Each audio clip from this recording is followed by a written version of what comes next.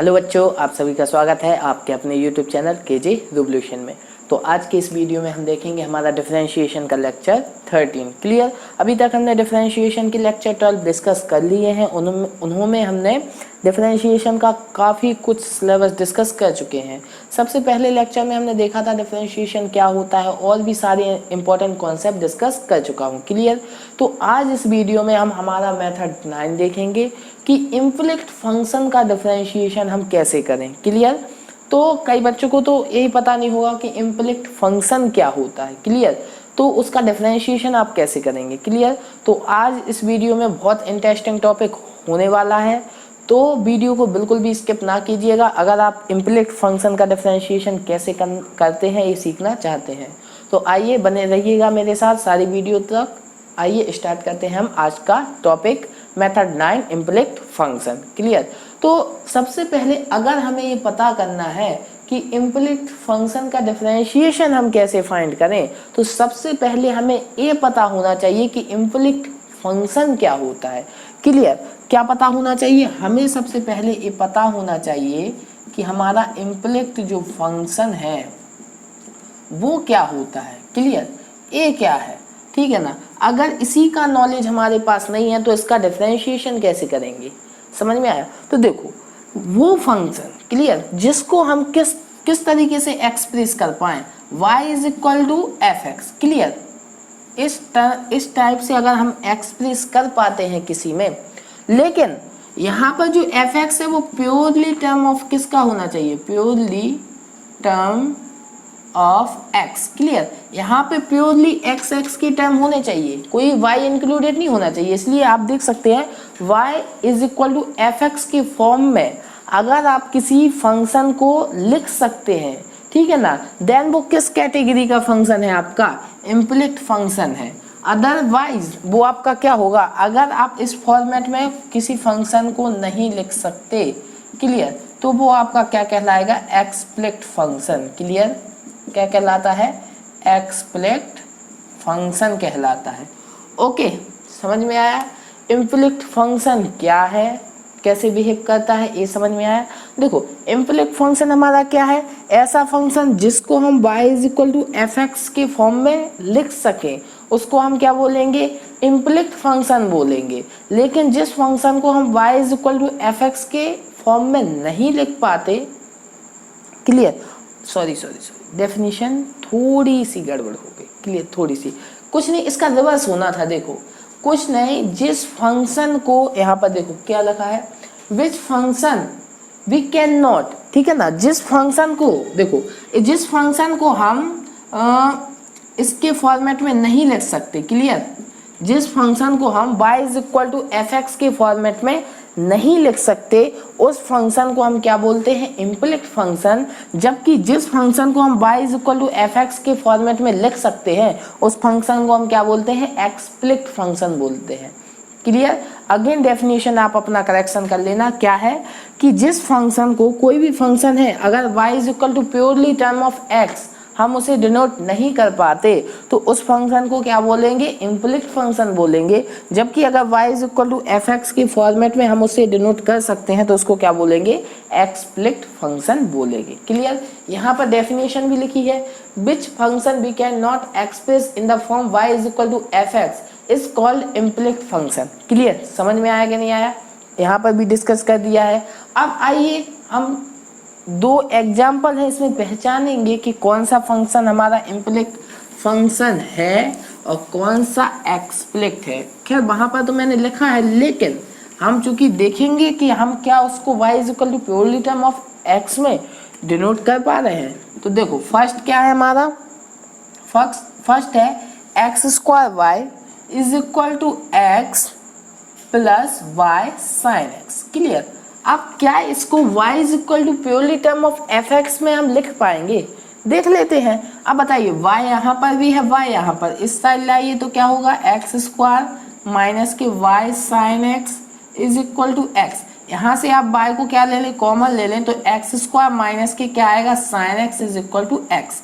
तो यहाँ से y इज इक्वल टू क्या आएगा, एक्स अपॉन में x square minus k sine x. Clear. अब बताइए, ये तो डिनोट हो गया y is equal to purely term of x.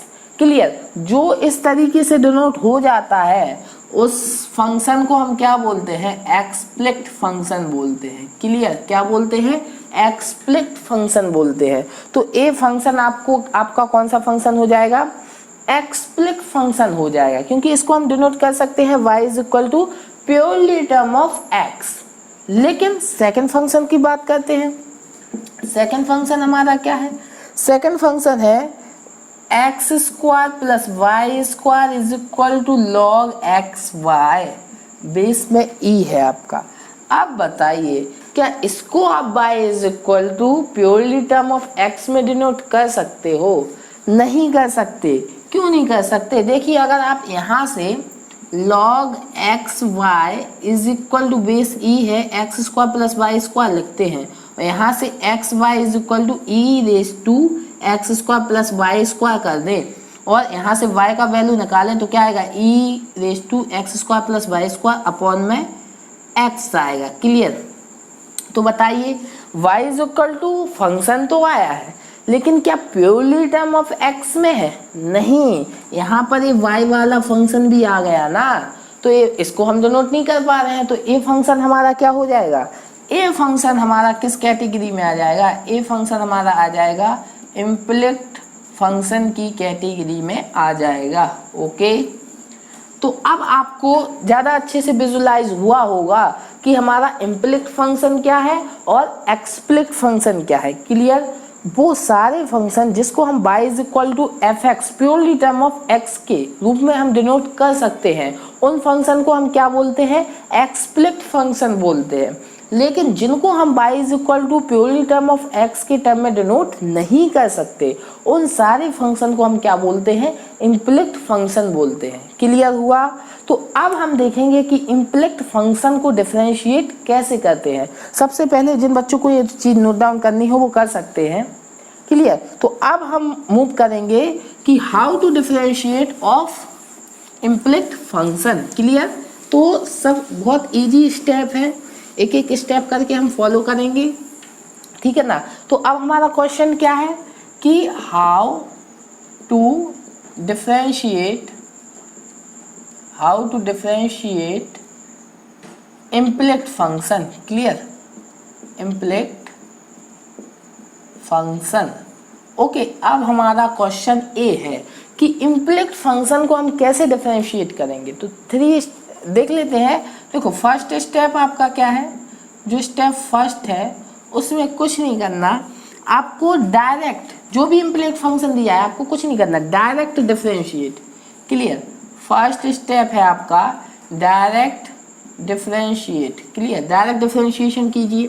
Second step में आपको क्या करना है, सेकंड स्टेप में आपको जो भी dy अपॉन dx की टर्म है, ठीक है ना, find dy upon dx। Clear, क्या करना है, find dy upon dx। Clear, and फिर इक्वेशन को लिख देना है। थर्ड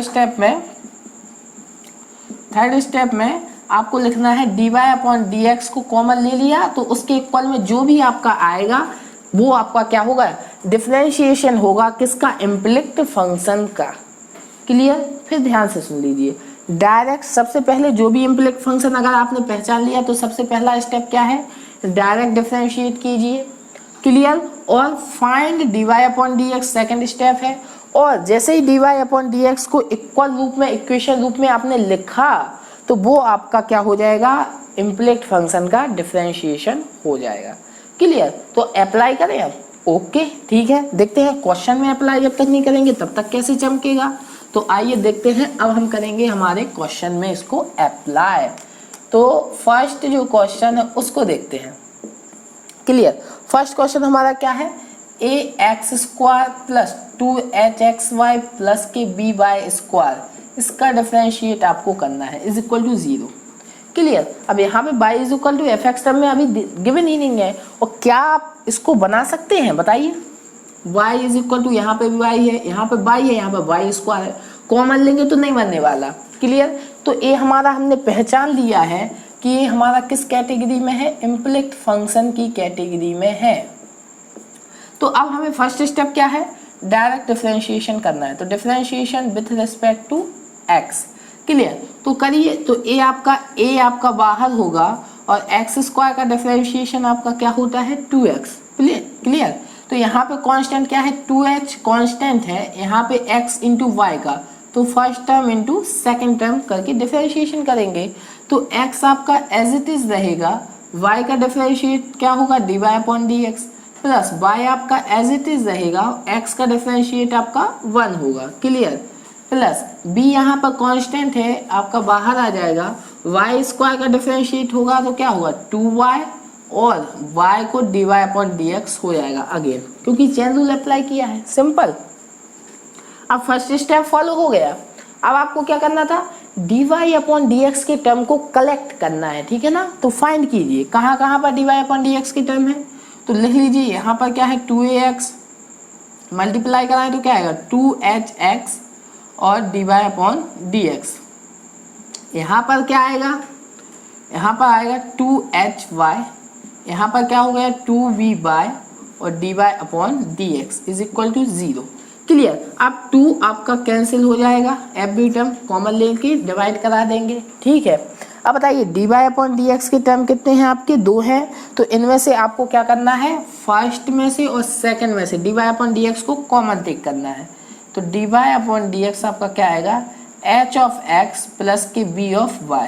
क्लियर, और बाकी सारे टर्म को आपको उस साइड पहुंचा देना है, तो क्या आएगा माइनस के ax प्लस के hy। क्लियर, क्योंकि ये टर्म जाएंगे ax प्लस hy उस साइड जाएगा तो सारा टर्म आपका माइनस हो जाएगा कि नहीं हो जाएगा। क्लियर, तो यहाँ से फाइंड कर लीजिए। आप क्या फाइंड करना पड़ता है dy अपॉन dx, तो फाइंड किया तो क्या आया ax in plus hy upon में hx प्लस के by।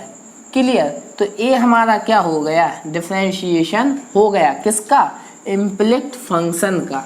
आया समझ में किस तरीके से हमें इम्प्लिक्ट फंक्शन का डिफरेंशिएशन करना है। सबसे पहला स्टेप क्या है, जो भी फंक्शन है उसका डिफरेंशिएशन, डायरेक्ट डिफरेंशिएशन कीजिए, फिर dy अपॉन dx के टर्म को फाइंड करना है और फिर उसके इक्वल में इक्वेशन बना देनी है, वही आपका क्या होगा डिफरेंशिएशन होगा। तो इसको नोट डाउन कर लीजिए सारे बच्चे, फिर हम नेक्स्ट क्वेश्चन को एक और क्वेश्चन ट्राई करेंगे।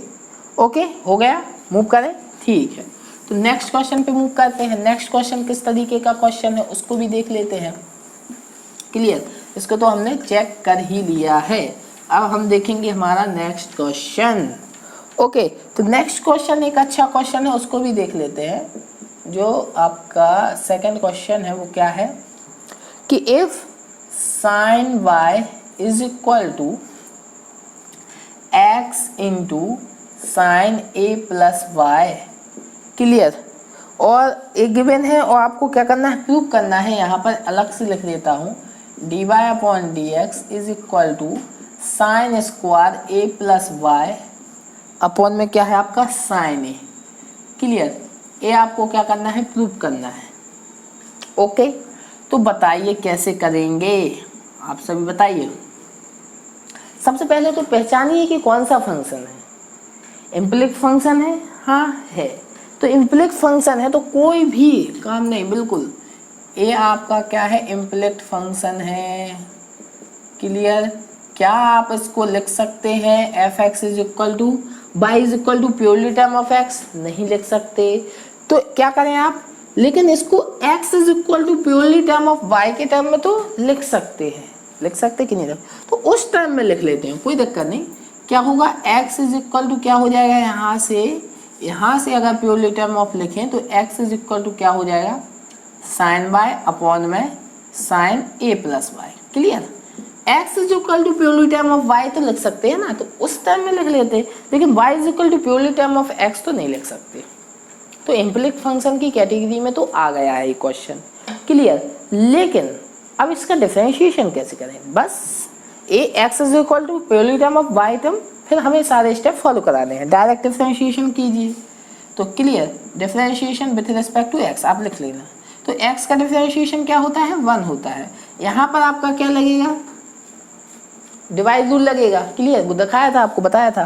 क्लियर, तो यहाँ से क्या होगा आपका डिनोमिनेटर आपका एज इट इज रहेगा sine a plus y. Clear. आपको याद होगा इसको, इस टर्म को fx मान लेते थे, इसको gx मान लेते, क्लियर, और फिर अप्लाई करते थे डिवाइड रूल। तो क्या होता था, gx आपका एज इट इज रहता था, fx का क्या होता था, डिफरेंशिएशन होता था, fx का डिफरेंशिएशन माइनस fx आपका एज इट इज रहता था और gx का क्या होता था, डिफरेंशिएशन होता था, क्लियर। मेथड डिस्कस कर चुका हूं मैं।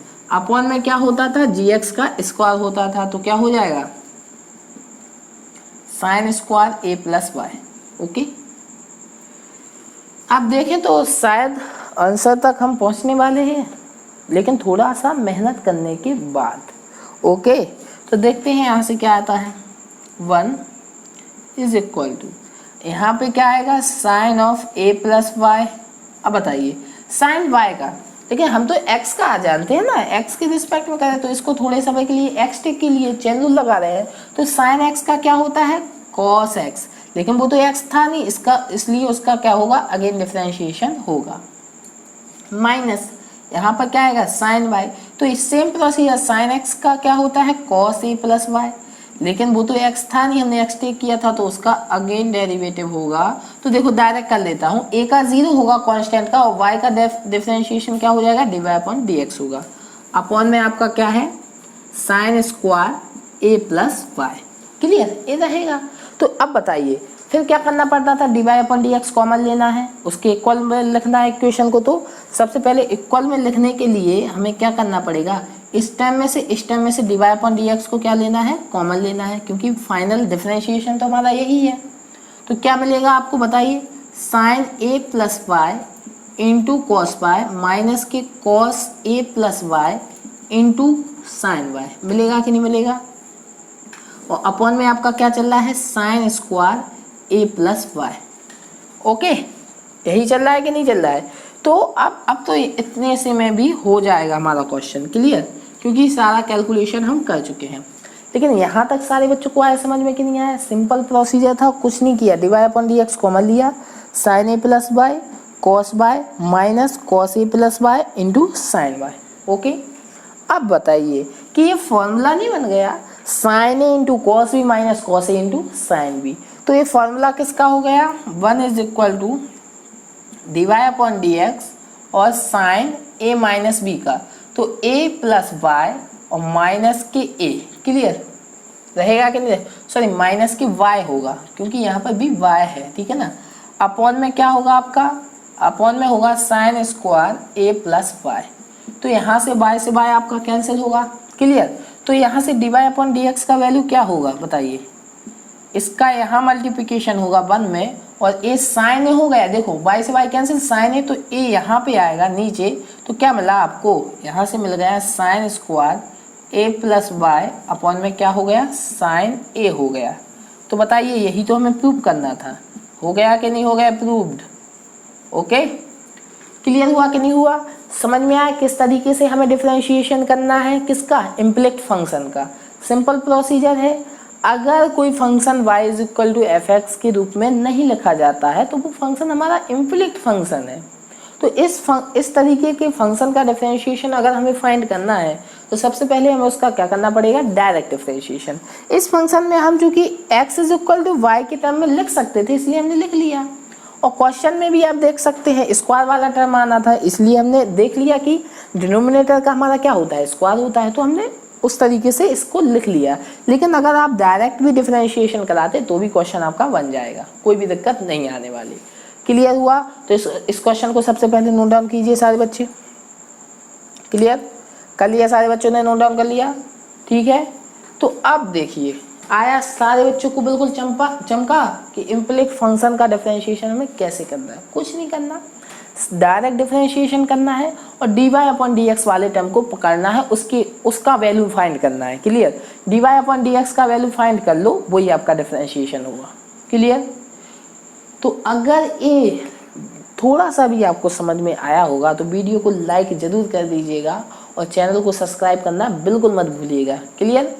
और ऐसे ही हम कंटिन्यू डिस्कस करते रहेंगे, हमारे अच्छे जो भी टॉपिक हैं सारा वैसे हमें सिलेबस तो हम सारा डिस्कस कर रहे हैं, क्लियर, और कंप्लीट डिस्कशन कर रहे हैं। अभी आप देख सकते हैं, अभी आपका सीबीएसई बोर्ड का कंटिन्यू हो रहा है, अभी हम जेई सिलेबस पर पहुँचे ही नहीं है।